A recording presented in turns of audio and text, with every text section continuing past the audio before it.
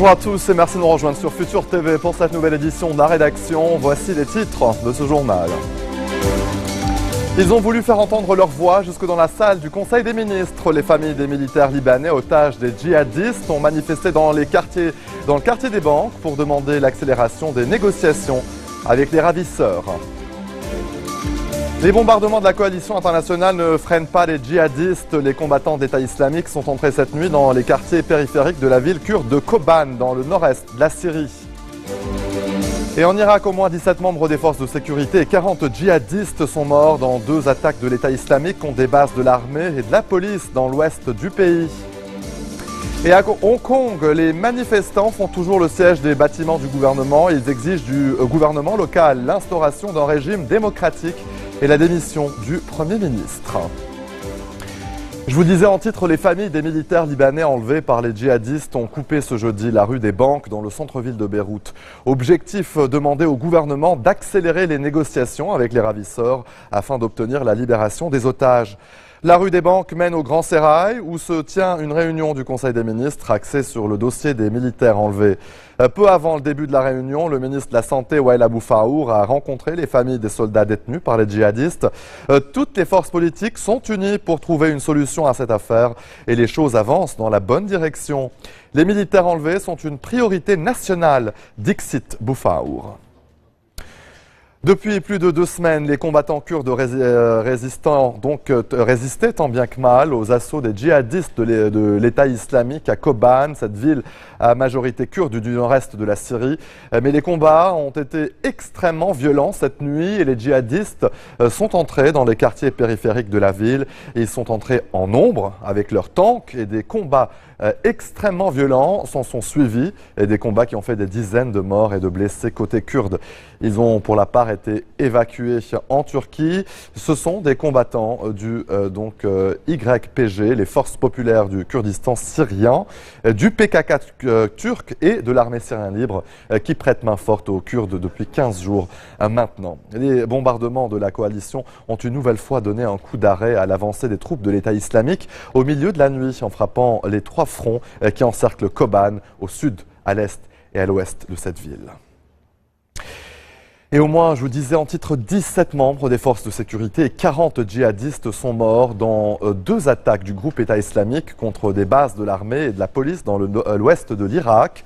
C'est près de Ramadi. Les djihadistes ont attaqué dans la nuit le quartier général de la 8e brigade. Haït, à 150 km à l'ouest de la capitale irakienne, c'est le quartier général de la police qui était visé. Ramadi et Hit sont parmi les dernières zones aux mains du gouvernement local dans la province occidentale d'Anbar, après la prise de contrôle par l'État islamique de la majorité des localités de cette région. Le Parlement danois a voté ce jeudi à une large majorité en faveur de l'envoi de 7 avions de chasse F-16 en Irak, rejoignant ainsi la coalition internationale contre l'État islamique. Par ailleurs, le Danemark enverra 120 soldats sur place afin de former les troupes kurdes qui combattent l'État islamique dans le nord-est de l'Irak. Les monarchies du Golfe ont mis en garde contre toute ingérence étrangère dans les affaires du Yémen, et ce, dans une allusion au soutien qu'apporterait l'Iran aux rebelles chiites qui se sont emparés de la capitale yéménite fin septembre. Les pays du Conseil de coopération du Golfe ont averti qu'ils n'allaient pas rester les bras croisés face à des ingérences étrangères confessionnelles. Pour le CCG, toute menace à la sécurité du Yémen et de son peuple est une menace à la sécurité et à la stabilité de la région.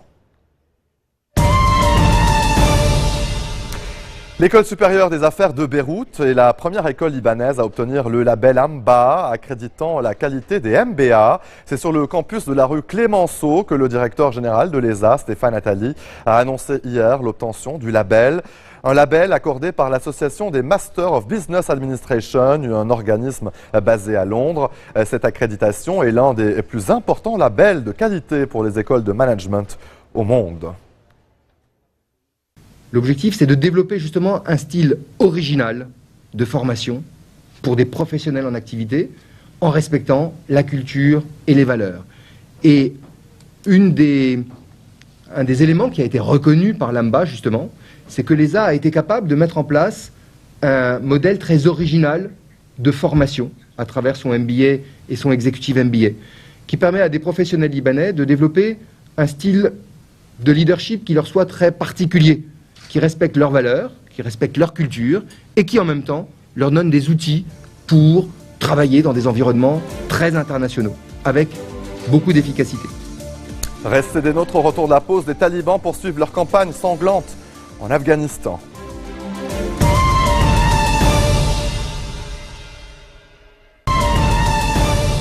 Retour sur le plateau de l'info, les manifestants hongkongais soutenus par des rassemblements dans plusieurs grandes villes du monde, de quelques centaines de personnes à New York et Paris, à près de 2000 à Londres. Pendant ce temps, à Hong Kong, ce jeudi, les manifestants font le siège des bâtiments du gouvernement dans le quartier d'Admiralty.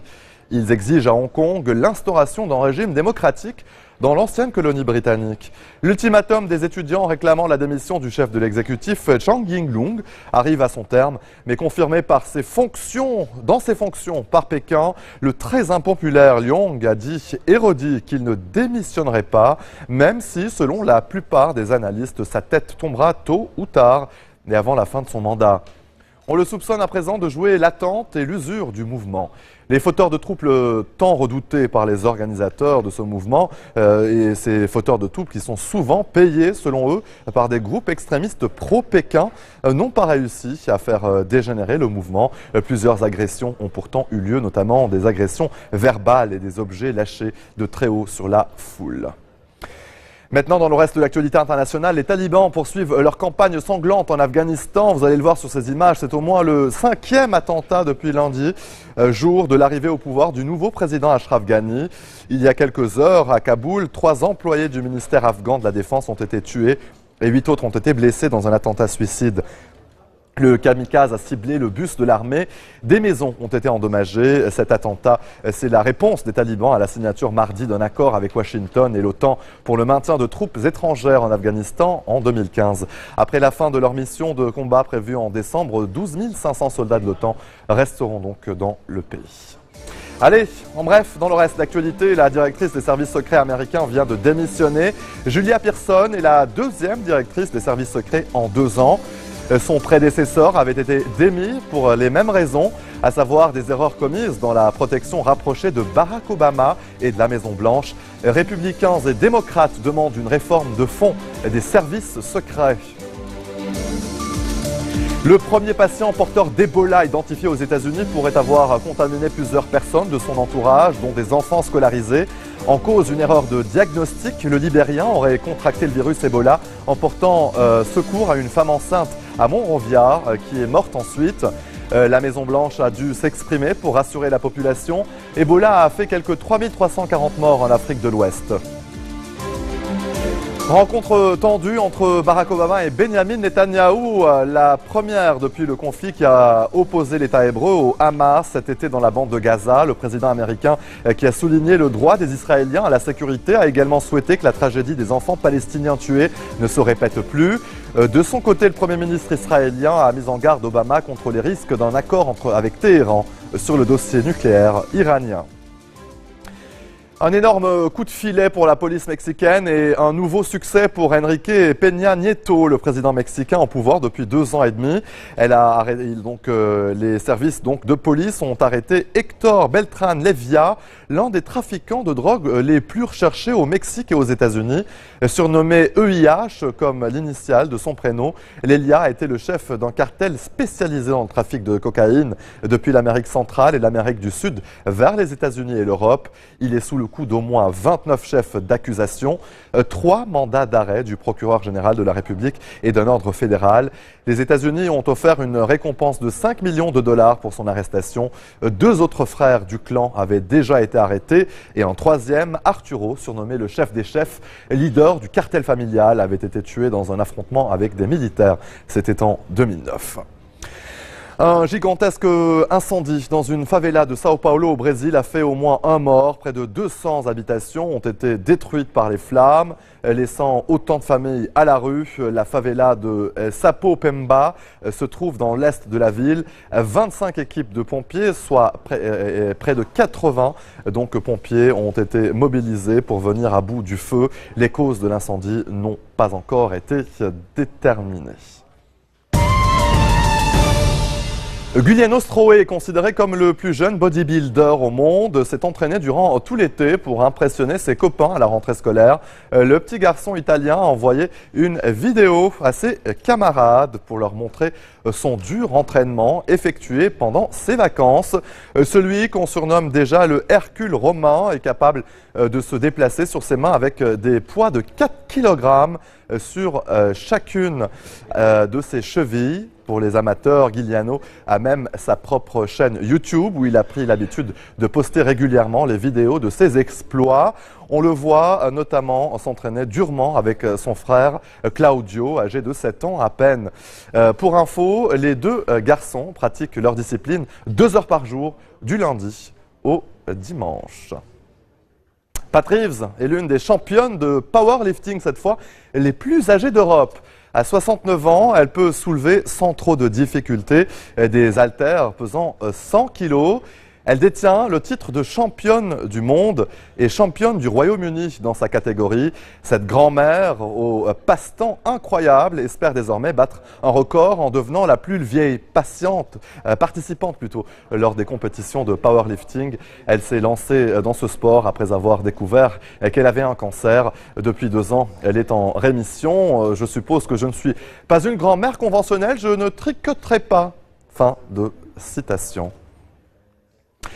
Pose, le premier bar à sieste de Bruxelles, s'éveillera en octobre dans le quartier européen. Donc ce mois-ci, inspiré d'un concept déjà répandu au Japon et en France, le bar à sieste Pose s'inscrit dans un nouveau genre de centre de détente et de relaxation qui proposera aussi massage et luminothérapie.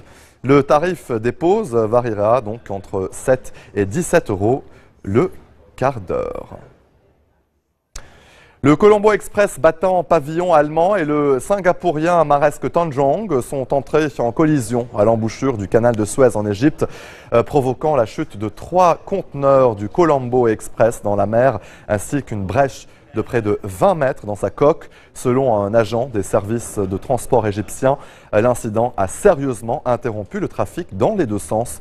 Depuis la collision, les 2 navires sont toujours stationnés dans les lacs du canal de Suez, le temps que les autorités récupèrent les conteneurs tombés à l'eau et bouclent leur enquête. Aucune victime n'est à déplorer. Aux États-Unis, vous allez voir dans quelques instants sur ces images, une présentatrice météo qui a été surprise. Vous allez le voir, donc on va voir ces images de cette présentatrice météo surprise par un insecte géant. What are we looking at for the week ahead? Sunshine continues today. Sorry, I'm just kidding. I'm laughing at the bee conference. Oh my God, just back. I'm going to end up on some blooper reel. All right, let's get past the tower cam. I don't want to look at it anymore. 81 degrees, beautiful sunshine here in central Indiana. Et c'est ainsi que se referme cette édition. Voici tout de suite le rappel des titres qui ont marqué l'actualité de cette journée. Au Liban, les familles des otages, des djihadistes ne décolèrent pas. Ils ont manifesté aujourd'hui dans le quartier des banques à Beyrouth, alors que le Conseil des ministres devrait s'exprimer sur ce dossier donc dans les prochaines heures.